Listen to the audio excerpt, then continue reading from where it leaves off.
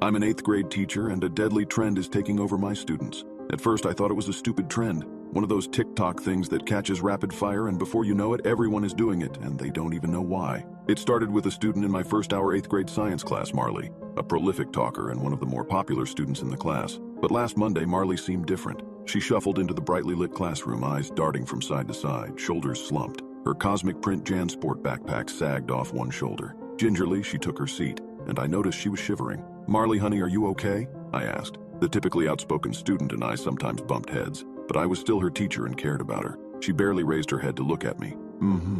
She murmured, pulling a pen out of her backpack. It was then that I noticed her notebook, which was open to a page covered in what looked like tally marks. Marley saw me looking and protectively drew her arm around the notebook, as if I were another student who was trying to cheat. Before I could ask what she was doing, she was already recording more tally marks. There was something feverish and urgent in her writing. However, I decided to let it go and start the day's lesson. Adolescence could be strange and unpredictable, a truth that has endured since the beginning of time. During class, Marley's friends tried to talk to her, whispering and not so discreetly trying to show her stuff on their phones. It was to no avail. Marley kept her head down and continued to scratch tally marks into her notebook. Halfway through the lesson, she abruptly stopped tallying and typed something on her phone, eyes wide and brow furrowed. Shortly after, several of her friends pulled out their phones, no doubt reading the text that Marley had just sent. Jen's chin started to wobble ever so slightly. Maddie looked like she was going to cry. Emilio bit his lip.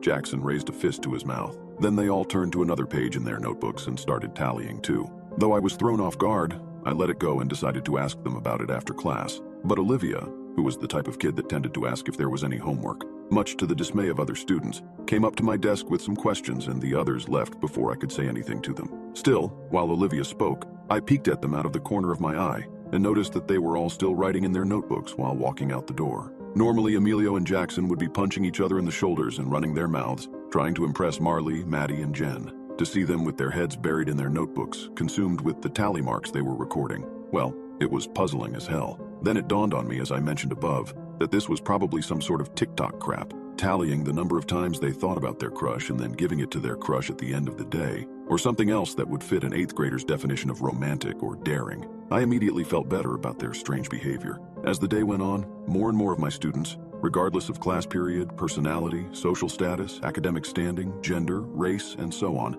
were partaking in this strange game, and it appeared to be linked to their phones too. Invariably, a student would get a text message, their eyes would cloud over with worry, or could it be fear? No way, I was reading into it. And they would turn to another page in their notebook and begin making tally marks. I rolled my eyes at myself. Why was I putting so much thought into a teenage trend? I was a 43-year-old married woman with a teenager myself. Still, it tugged at my mind. I figured I would ask my 16-year-old Caroline about it when I got home. "I don't know what you're talking about, Mom," Caroline said when I asked her during dinner if she had heard of this new tallying trend. "You know I don't use TikTok." For her age, Caroline held very strong opinions about the negative aspects of social media. "But none of your friends have texted you about it?" I asked. "I feel like it's going around like crazy." Caroline shrugged. "No idea," she said. "Sounds stupid though, very juvenile." I suppressed a smile. Leave it to Caroline to make me feel better about all this. The next morning, before the first class started, I received an email to my school inbox and almost fell out of my chair. Olivia had been found dead in her bedroom earlier that morning. Authorities were currently investigating her death.